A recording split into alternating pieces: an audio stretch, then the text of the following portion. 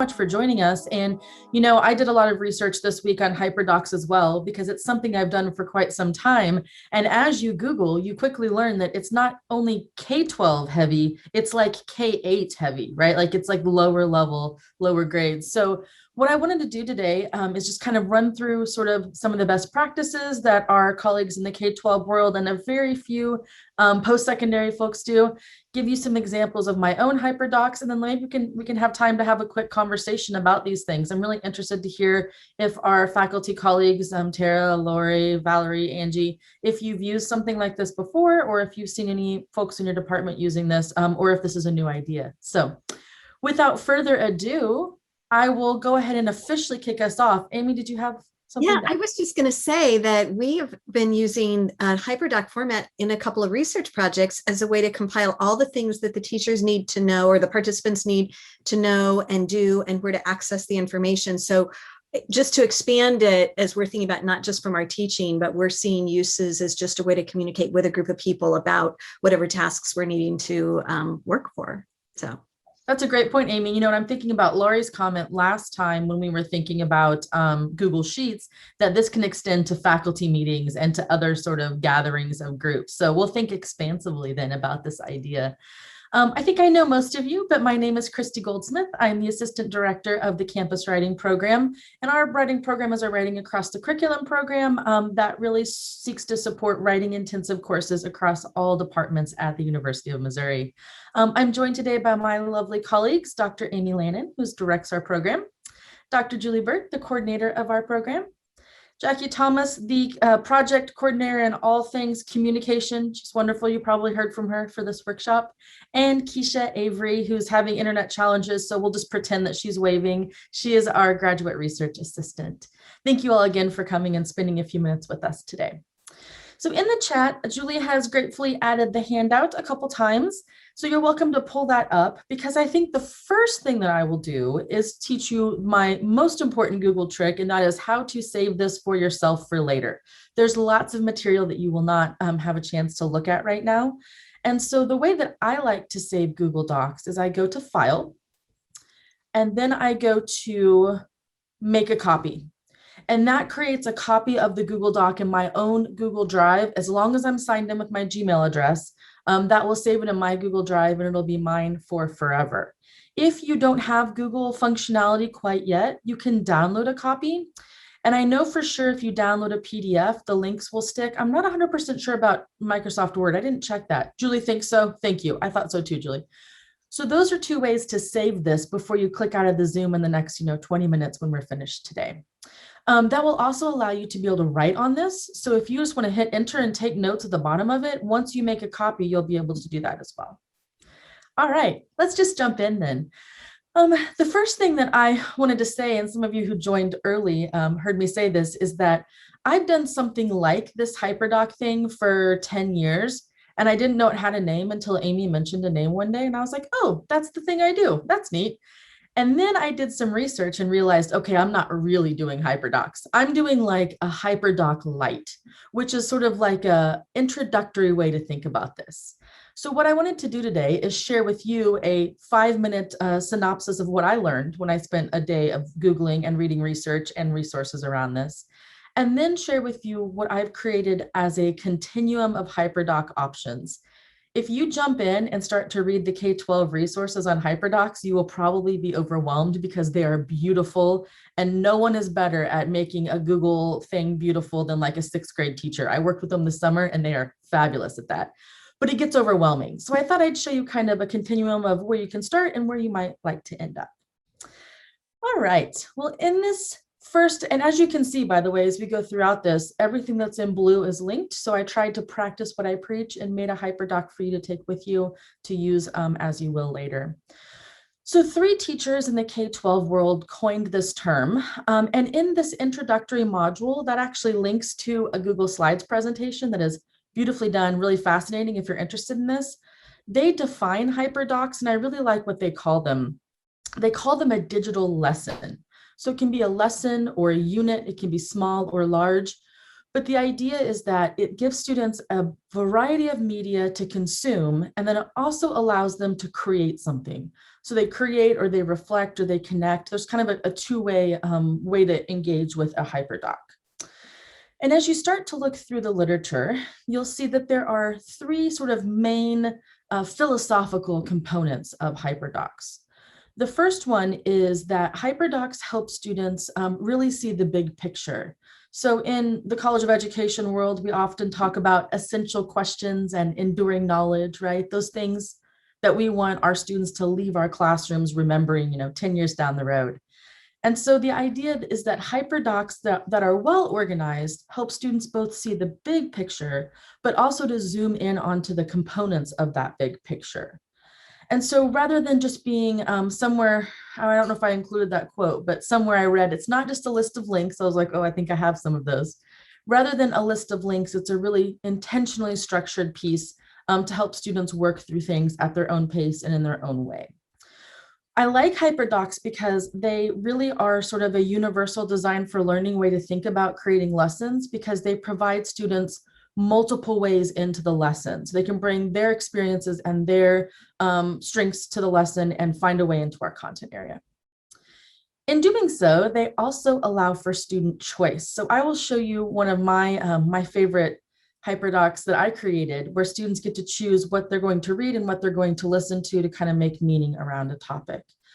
So again, the key here is purposefulness. Purposeful hyperdocs kind of provide a menu for students. And so I like this phrase, engagement opportunities, where students may go read something, watch something, and then maybe write something later. This blog post is short, by the way, and really well done. Finally, and you will see that this is where I'm at a growing edge. I haven't quite gotten to this point yet, and that is the best of hyperdocs really create a classroom community where students can practice and experiment and maybe even collaborate with their colleagues. So we know we live in the remote world, and we know that while we're excited to see the world start to open up as it is, probably this remote learning thing isn't going all the way away, right? And so this is one way to make remote learning really engaging and kind of get us out of those locked in discussion board ways of thinking and thinking more expansively. I also like that in the best of hyperdocs, students create authentic digital artifacts. So this idea of something to take with them from our class. I really appreciate what Sue put in the chat, that hyperdocs create like a learning ecosystem. And the best part about that is it's not tied to Canvas or to Google Classroom or to whatever learning system you work within. You take it with you. And I'll be real honest, when I was a doc student, I created everything in Google because I didn't know where I'd get a job, and I didn't want to create everything in Canvas and then have to move it over to Blackboard, right? Like that's a big pain. So this is really great because you get to take it with you and it's always there. I love that, Angie. I kind of like some live online learning too. Yeah, very good. Questions or comments on these three main philosophical points of essential knowledge, student choice, and collaboration?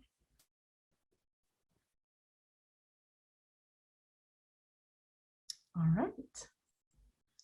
Well, please weigh in the chat as you're doing, and flag me down if you have ideas or questions about any of these. So our next phase of learning today, I thought, would just be to show you some examples. So you kind of know like what they're supposed to do.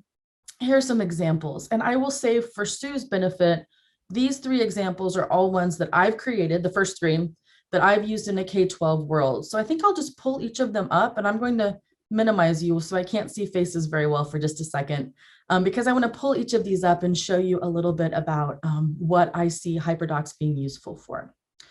So this continuum starts on the left from being as like, this is a container. Like I'm just going to give you this as a container that I don't have to rebuild in Canvas every time, right? And so this is my handout. We can still see the screen, right?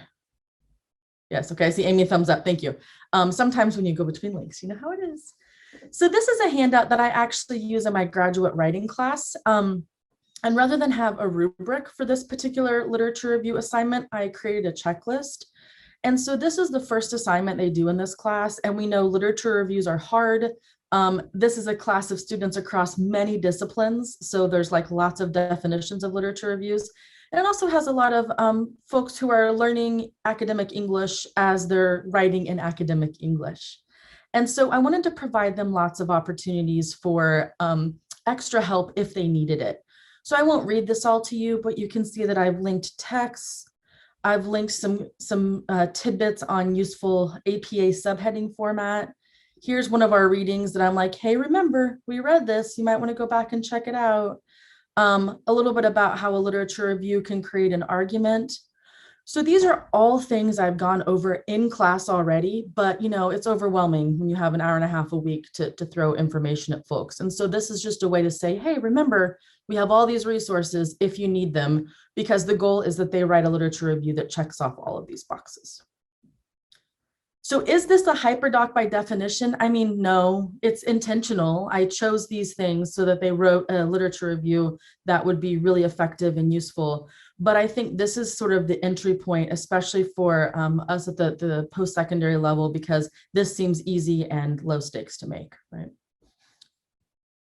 I'll pause between each one in case you have questions or ideas or wonderings.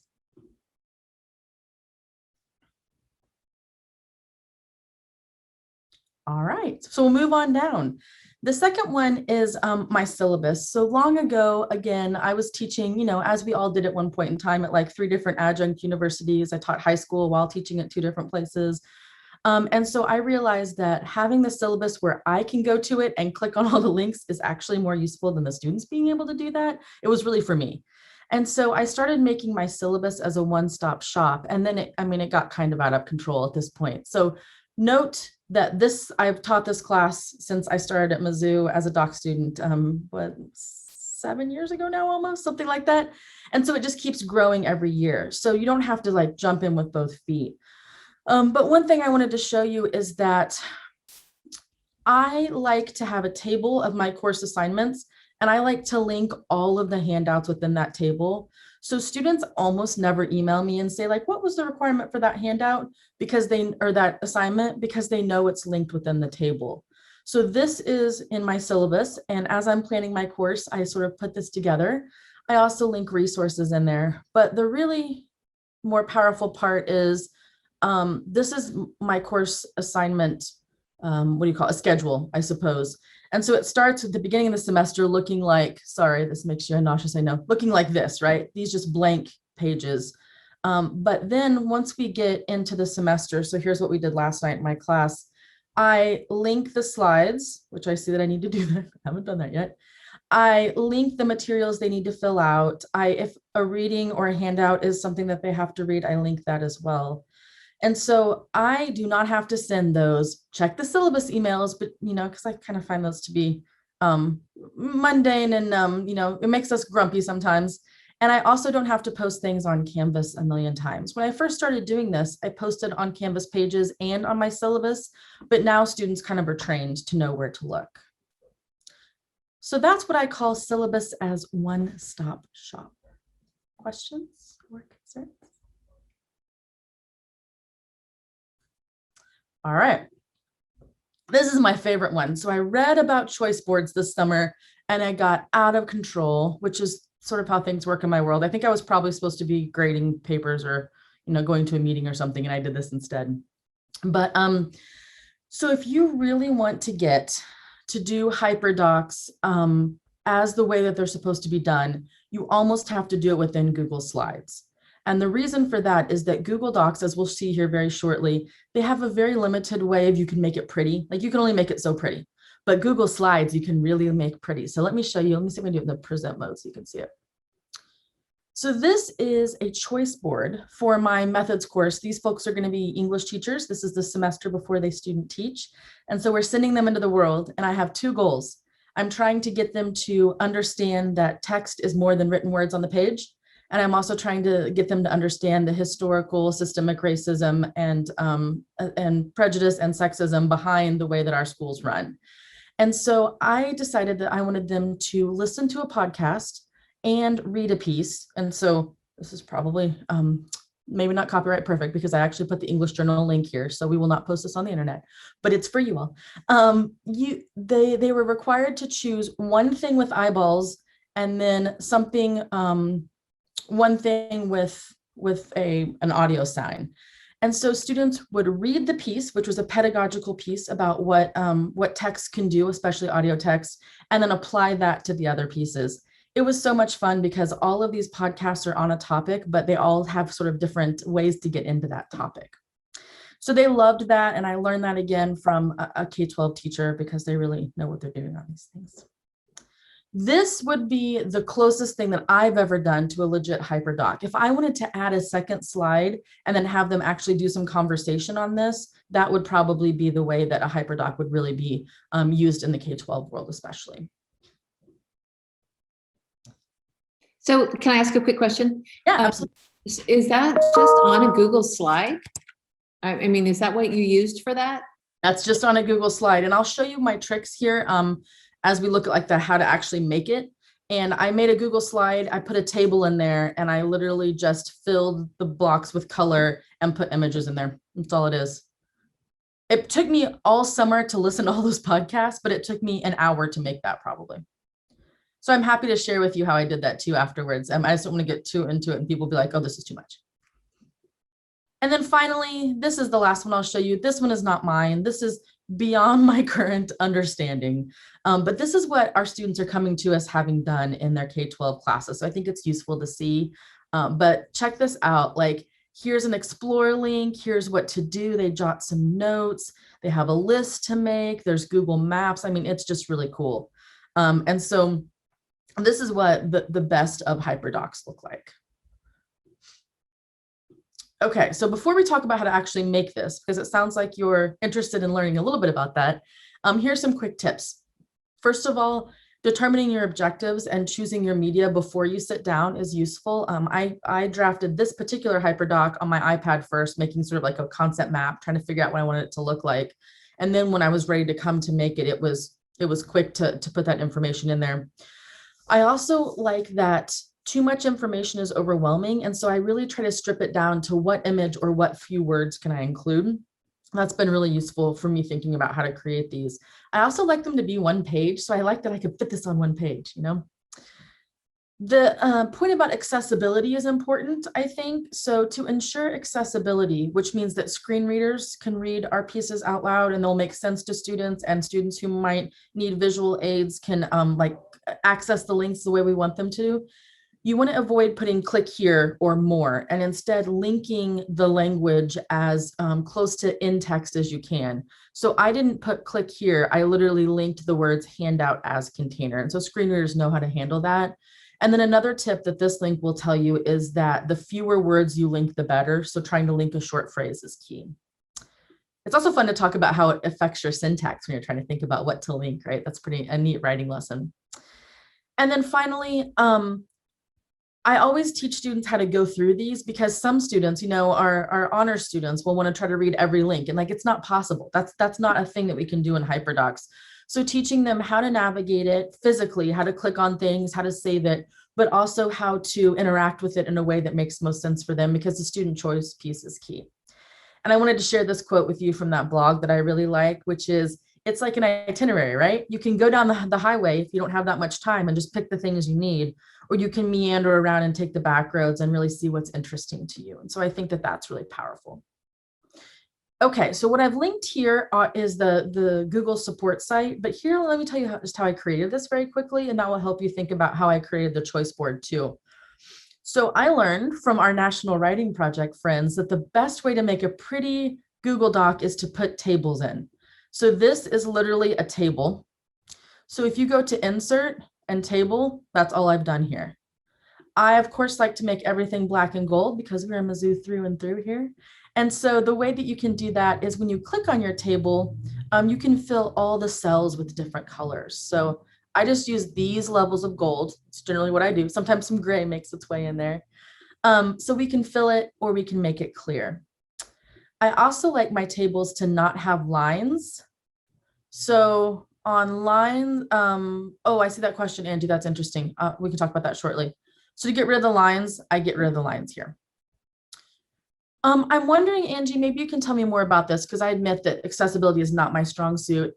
If the table only has like 3 columns or only has like 1 row, Is it easier for the screen readers to navigate? Do you know? I don't have enough technical knowledge on it. I just know that, I mean, for example, I took tables out of my syllabus Mhm. just because they were having trouble reading them. And you know what, it turned out in that case that they were unnecessary, but it's also not clear to me what works and what doesn't, you know? Let And me so do some I'm research no on help that. whatsoever. I was like, maybe Christy knows. She knows everything. You know, I was like, but we'll figure it out together. I know appreciate things your the designers can do, and being able to print, not print to PDF, but save to PDF for accessibility. I don't know if Google does that as well as Word does, but anyway, I don't know. I think we're in that ether right now where we know it's a thing, but we don't quite know what to do about it or how. So if I find something new, I'll let you know. Yeah, and I'll reach out to our accessibility folks because I think those are two good questions. I knew the link thing, but I don't know about the tables thing. And I do know that the print to PDF is beautiful on this. So you could never give your students the Google link at all. You could just print it to PDF and put it in Canvas or do whatever you wanted to do with it. Right. And if that gets around some of the accessibility pieces, that might be interesting. So I will find that out and we'll send a follow-up email to all of you that were attending today. So cool. This, Yeah. oh my gosh. Thank you. You're so welcome. Thank you. And then the other pieces, so these are tables. Now, you don't have to have tables. So if we find that tables are bad in general, I mean, I won't use tables. I'll probably just make the text a different color, do something else to make it pretty, right? So these are all tables. If you do want to use tables, you know, another option too is only putting extraneous things in there, or I'll figure out a workaround for that so that we can still make it pretty and also make it accessible for all of our students. But anyways, one more point about tables is that I like to make the border different, you know, weights and points because that's fun. So you do that right here with this little button that lets you choose your border, which makes it fun. Here's a limitation of Google Docs that is not a limitation in Google Slides, which is why if you have some sort of Google, if you're Google friendly, you might want to do it in Slides, because you can't just insert a image and like put it behind the text. You know how you can put an image on and then type on top of it? You can't do that in Google Docs. I spent way too long yesterday trying to figure out how to do that. It's not possible. That's what I've learned. Because I wanted to put this little image as the background. Like I thought that would be fun. You can't do that. You can on Google Slides though. So if you want to create an image like this one on Google Doc, that's an image and a text and text with it, you can go to Insert Drawing, and it'll pull up a little drawing thing. You can add your images, add your shapes, all of that, and it makes it pretty. And it's exactly like Word. Yeah, you move one thing and like it moves everything around. It's like a whole big mess. So I try to keep these to a minimum because once again, this is not going to be screen reader friendly, I do not think, but we can probably add alt text, and I could just add continuum arrow, I think, or like double-edged arrow. So I think there's probably some ways we can get around that with some alt text. Yes, you can, Sue. You can link to slides. So the cool thing is here, you can either insert a slide in here to make it appear, or you can link to literally anything. So there's lots of ways to play with it. It just kind of depends on what you want to do. And then very simply, to link something, you just highlight it and click this little link button. And Google recently has started to suggest things. So if I link from my own Google Drive, it'll be like, hey, do you mean this handout? Which is pretty cool. That makes it a lot easier. One thing I did want to show you, and I know that if you've been to my Google workshops before, you know that this is coming, because this is the one thing Google's done in the last year that has made me crazy. And that is you have to click 2 buttons to share it. So when you first click that share button, it's going to come up with restricted right here, and no one's going to be able to access it. Even if you change or copy the link, no one's going to access it. So you have to be able to change it to anyone with the link, and then make sure that you make it the level of viewing that you want them to have. So I only let you all be viewers this time because there's nothing to write on. If I want you to write in it, you'd have to be editors. And of course that comes with, you know, the possibility that students might mess something up. So have to be careful with how you share things. So this is the link that you would put in Canvas, or you would send via email, or however you'd like to share it with your students, but you can also download it as a PDF and share it in that way as well. All right, I think that that's all that I have. So I wanted to ask a couple, if anyone has questions or really cool ideas that this brought up, and then we have 2 more resources to share with you before you take off today. So questions, ideas, things that you thought about?